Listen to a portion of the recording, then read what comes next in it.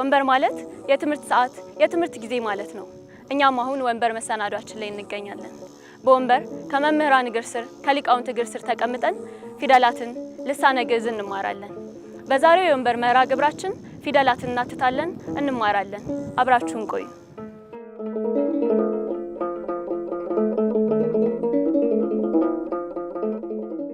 ሰላም ለክሙ ሰባቤተ ልሳነ ግዕዝ። በዚህ ክፍል ንትሚሃር በእንተ ፊደላተ ግዕዝ። በዚህ ክፍል ስለ ግዕዝ ፊደላትና ስለ ፊደል ትርጓሜ እናያለን። ጽንሆ ምስሌየ ፊደላተ ግዕዝ ይላል ርዕሳችን። ከትርጉሙ ስንነሳ ፊደል ብሂል ፈደለ ጸሐፈ እምዘይብል ግሰ ግዕዝ ዘተረክበ ዘመድ ዘርኡቱ። እንግዲህ ፊደል ማለት ጻፈ፣ ቆጠረ፣ ለየ፣ መረጠ የሚል ትርጉም ይሰጠናል ማለት ነው። ፊደል ማለት ፈደለ ጻፈ ከሚለው ግስ የተገኘ ዘመድ ዘር ነው ብለናል። ፊደል ትእምርተ ድምፅ ውእቱ የድምፅ ምልክት የድምፅ ወኪል ማለት ነው። ፊደል ውእቱ ስዕለ ድምፅ የድምፅ ስዕል፣ ድምፅን በስዕል ስንገልጸው ፊደል ይሆናል ማለት ነው። ፊደል ውእቱ ሆሄ ድምፅ ፊደል የድምፅ ቅጂ ነው ማለት ነው።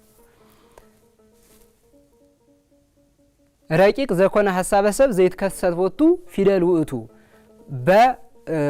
በእጅ የማይዳሰስ ረቂቅ የሆነው የሰው ሐሳብ በክርታስ ተጽፎ በቀለም ገዝፎ የምናየው እሱ ፊደል ይባላል ማለት ነው።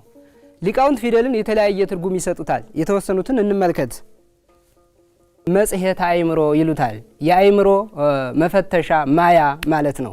ፊደልን ነቃ ጥበብ ይሉታል። የጥበብ ምንጭ። ያለ ፊደላት የተለያዩ የመጻሕፍትን ምስጢር መረዳት ስለማይቻል ማለት ነው። ፊደልን መራሄ እውር ይሉታል። ከአለማወቅ ወደ ማወቅ ያሸጋግራልና ከጽማዌ ወደ አእምሮ ስለሚያሸጋግር ፊደልን መራሄ እውር ይሉታል ማለት ነው። እንደገና ፊደልን አበ መጻሕፍት ይሉታል። መጻሕፍት ሁሉ ከፊደል ነው የሚገኙት ማለት ነው። ፊደል ተሰባስበው ቃል አረፍተ ነገር እያለ እያደገ ሄዶ ድርሰት መጻፍ የሚሆነው ከፊደል ተነስቶ ነው ማለት ነው። ፀሐይ ፍኖት ይሉታል። መንገድ ጠራጊ የመጻሕፍት መንገድ ጠራጊ ከመጻሕፍት በፊት ቀድሞ ስለሚገኝ ፊደል ፀሐይ ፍኖት ይባላል ማለት ነው። ከዚያ ውጭ የግዕዝ ፊደላት እነዚህ 26 ናቸው። የግዕዝ ፊደላት 26 ናቸው። እነዚህ በሰባት ስናበዛቸው 212 ይሆናሉ። እነዚህ ምሉአን ፊደላት ይባላሉ። እነዚህ ፊደላት ቅድመ አባ ሰላማ ወይም አባ ሰላማ ወደ ኢትዮጵያ ከመምጣታቸው በፊት ከአራተኛው መቶ ክፍለ ዘመን በፊት በእነዚህ በግዕዝ ፊደላት ብቻ ይጻፍ ነበረ። አባ ሰላማ ወደ ኢትዮጵያ ከመጡ በኋላ በፊደላት ላይ አርትዖት ሰርተዋል ማለት ነው። የፊደላት አቀማመጥ ተስተካክሏል። ለምሳሌ ፊደላት ይቀመጡ የነበረው ከአራተኛው መቶ ክፍለ ዘመን በፊት አበገደ በሚለው የፊደል ተራ ይቀመጡ ነበረ።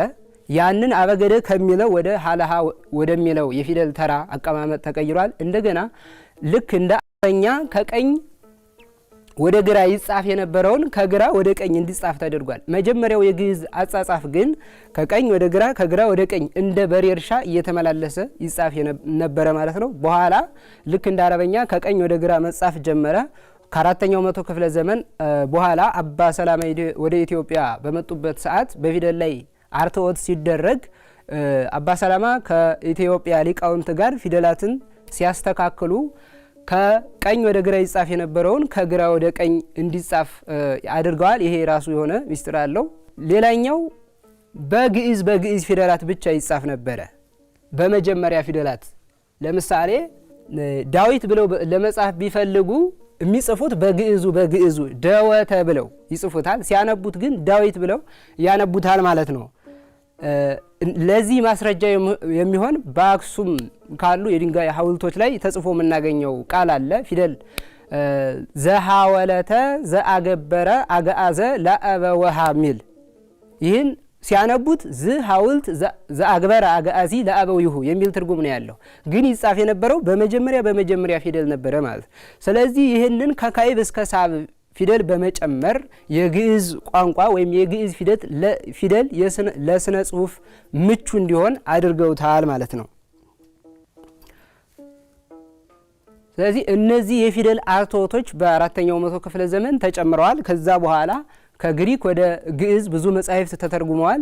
ሲተረጉሙ ግዕዝ ይሄ የግዕዝ ፊደላት ለስነ ጽሁፍ ምቹ ስንዕዋን ሆነዋል ማለት ነው።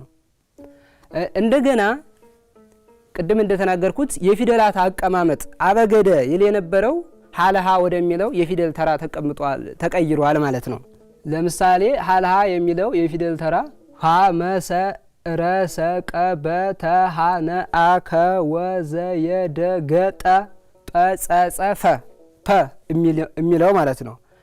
ቀዳማዊ ወይም የመጀመሪያው የፊደል አቀማመጥ ከአራተኛው መቶ ክፍለ ዘመን በፊት የነበረው የፊደል አቀማመጥ ደግሞ ይሄኛው አበገደ ሀ ወዘ ሀ ሀ ጠ የ ከ ለመነ ሰ አ ፈ ጸ ቀ ረ ሰ ተ ጰ ፐ የሚሉት ናቸው። እነዚህን ፊደላት ለምንድን ነው በመጨረሻ ላይ ያስቀመጣቸው ሲባል እነዚህ ፊደላት ጰና ፐ ባዕዳን ፊደላት እያሉ ይናገራሉ። በዚህ በእርግጥ ሊቃውንቱ ሚስማሙም አሉ ማይስማሙም አሉ። እነዚህ ጰና ፐ ባዕዳን ፊደላት ይላቸዋል። በዛ በአራተኛው መቶ ክፍለ ዘመን መጻሕፍት ከግሪክ ወደ ግዕዝ ሲተረጎሙ አቻ ትራንስሌሽን ኢኩቫለንስ ይባላል። የትርጉም አቻነት ሲጠፋ ቃል እንዳለ የተዋሱት ፊደላት ቃሉ እንዳለ ለመዋስ ሲፈለግ እነዚህን ፊደላት አብሮ ያኔ ተፈጥረዋል ማለት ነው።